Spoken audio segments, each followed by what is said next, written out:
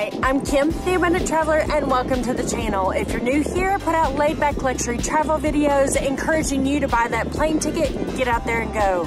If you're a subscriber, thank you so much for stopping back by. I really appreciate your support. Today, I'm sharing with you everything you need to know before you go to Caminito del Rey in Andalusia, just interior from Malaga or Marbella or all of the Costa del Sol.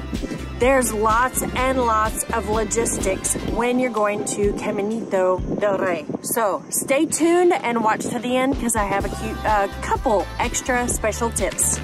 So a little bit about Caminito del Rey.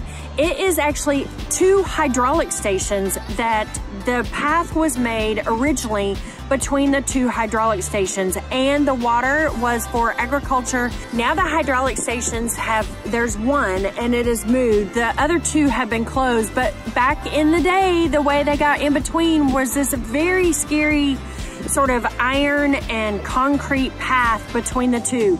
There are a few families that lived up there, the ones that were in charge of opening the dams. But other than that, not many people live up there, but there are some wild boars, there are goats, there are squirrels, there are even fish in the little channels that you can see, which is kind of crazy to see fish way up in the air in the mountains. There are so many things to think about when you're going to Caminito del Rey. It is about an hour in from the city of Malaga or Marbella, 30 minutes from Ronda, which is an interior city where they're famous for bullfighting. The best thing to do, get a guide to take you from your hotel up there, take you on the tour, and come back. It's a little more expensive. In fact, it's a lot more expensive, but you're gonna spend the entire day with somebody guiding you. I want to give a big shout out to Janet, who was my guide, and I have left a link in the description below for her guiding services. Also, I want to give a shout out to the organization Caminito del Rey because they gave me the opportunity to get a general admission ticket.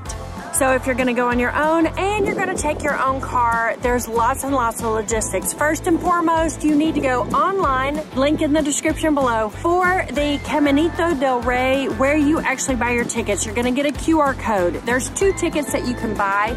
The first is just you go on your own and it's 10 euros. The second one is you get a guide and it is 18 euros. Even though it's less expensive to go on your own, you don't get the history, what's going on there. It's so important. You'll miss so many things if you don't get a guide. So you can go out there on your own, but meet a guide out there. Or you can get a guide from the organization that manages the Caminito.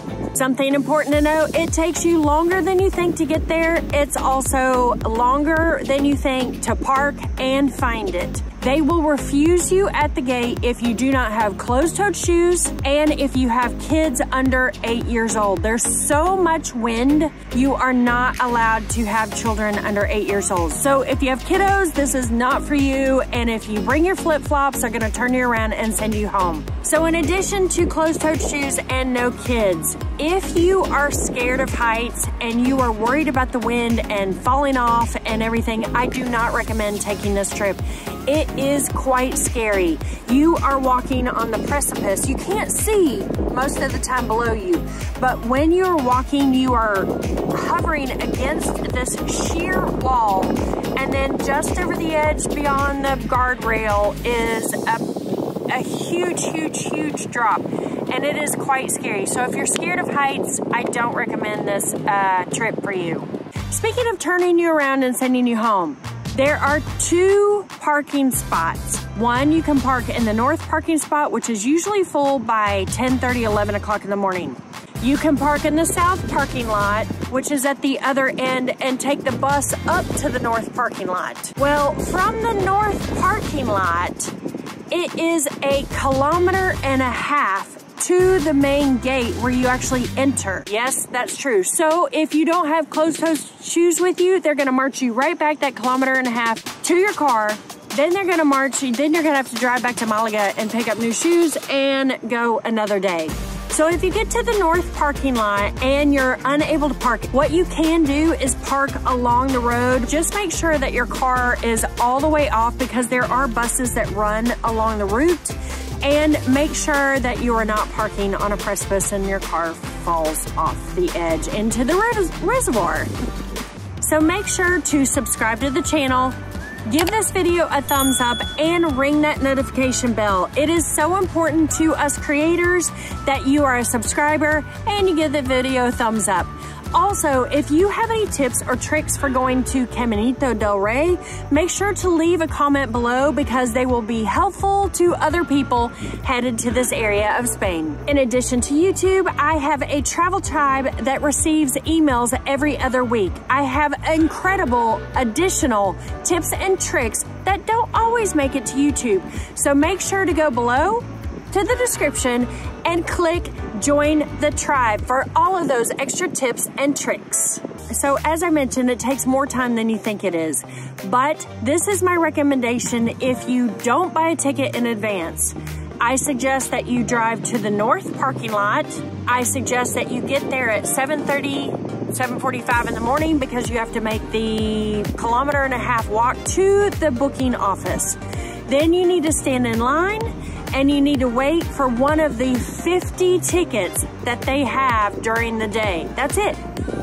They only give 50 tickets to people that walk up. So you have got to get there early. Speaking of being there early, it is hot in the interior of Andalusia. So I suggest that you go as early as possible. It is September right now. It's quite warm, but at least it's not the summer heat, and it got quite hot while I was walking from point A to point B. So the entire trip for you is going to be about 8 kilometers. You have the first 1.5 kilometers to get to the entrance gate. You have about 4 kilometers in the middle. And then when you come out, you're gonna have about 2.5 kilometers at the end. Total of 8 kilometers. You need to be agile. You need to have good walking shoes. You need to be able to walk a long distance to do this trip. So it's actually in 3 major sections. So it's a path along the rocks, which is so scary. And then it's a walking path, and then it's another section where you have the bridge, where you cross on the bridge that is crazy and scary. And sometimes that bridge is actually closed because there is too much wind. And if you're scared of heights, there is a bridge at the end that is, you can see below, and there's so much wind that goes through that area. There is a guy working for the Caminito. He is standing there with a wind meter because there are sometimes that you can't walk across the bridge because there's too much wind. It's very scary. Very scary. The whole thing, the whole 4 kilometers in the middle will take you about 2 hours. And then because your guide is going to tell you everything about it, the front section that is 1.5 kilometers will take you 30 minutes maybe.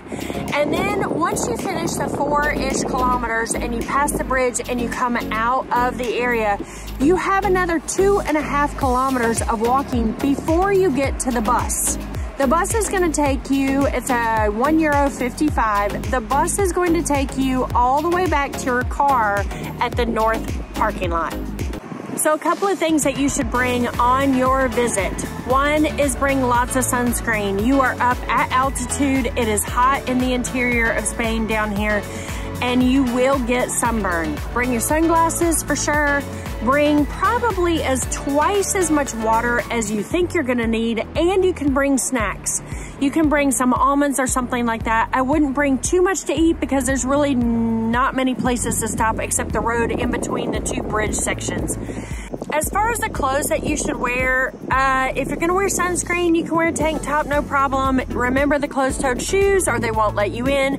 But I would wear shorts, it's quite warm, or a tank top or a t-shirt, or even one of the sun shirts that has 50 SPF. You're going to be wearing a helmet, so don't bring a baseball cap because it'll fly off in the wind.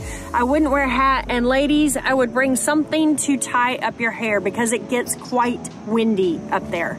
So let's take a moment and talk about the things that are going to happen once you come out of Caminito. So the last 2.5 kilometers are a path down the mountain, and you're going to come to not 1, not 2, but 3 kiosks.